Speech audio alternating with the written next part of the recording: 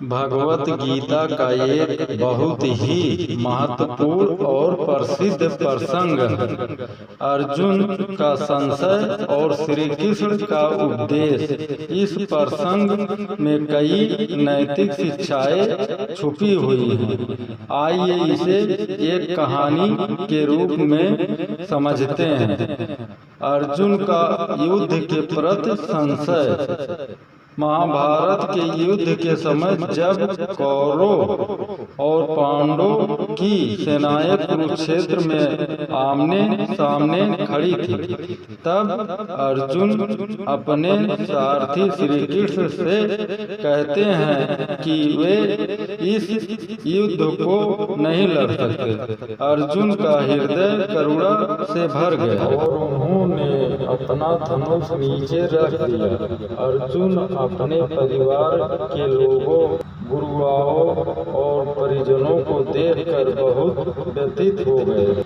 उन्हें लगा कि इस युद्ध में अगर वे जीत भी जाते हैं तो भी यह जीत व्यर्थ है, क्योंकि इसमें उनके अपने ही लोग मारे जाएंगे। श्री कृष्ण की गीता उपदेश। जब अर्जुन ने युद्ध में पीछे हटने की इच्छा प्रकट की, तब श्री कृष्ण भगवान ने उन्हें गीता का उपदेश दिया। श्री कृष्ण ने अर्जुन को समझाया कि जीवन में कर्तव्य धर्म का पालन करना सबसे महत्वपूर्ण है। उन्होंने कहा कि आत्मा अमर और शरीर न्यौछावर, इसलिए मृत्यु से डरने की कोई आवश्यकता नहीं है। उन्होंने अर्जुन को यह भी बताया कि यह युद्ध धर्म की रक्षा के लिए है और अर्जुन का कर्तव्य है कि वे अपने धर्म की रक्षा के लिए लड़े। श्री कृष्ण ने अर्जुन को निष्काम कर्मयोग का महत्व बताया। उन्होंने कहा कि मनुष्य को अपने कर्तव्यों का पालन बिना किसी फल की इच्छा के करना चाहिए।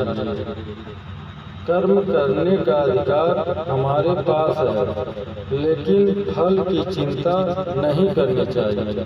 यही जीवन का सत्य और धर्म है।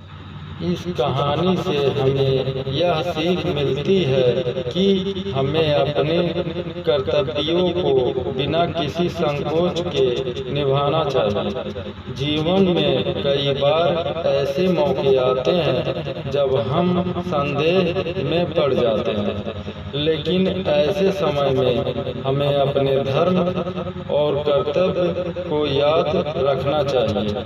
हमें कर्म करने का अधिकार है, लेकिन फल की चिंता किए बिना हमें अपना कर्तव्य निभाना चाहिए। यही गीता का सार है। इस कहानी से हमें यह सीख मिलती है कि हमें अपने कर्तव्यों को बिना किसी संकोच के निभाना चाहिए। जीवन में कई बार ऐसे मौके आते हैं जब हम संदेह में पड़ जाते हैं, लेकिन ऐसे समय में हमें अपने धर्म और कर्तव्य को याद रखना चाहिए। हमें कर्म करने का अधिकार है, लेकिन फल की चिंता किए बिना हमें अपना कर्तव्य निभाना चाहिए। यह गीता का सार है। यह कहानी हमें सिखाती है कि धर्म का पालन, कर्तव्य का निर्वाह और निष्काम भाव से कर्म करना ही सच्चा जीवन है।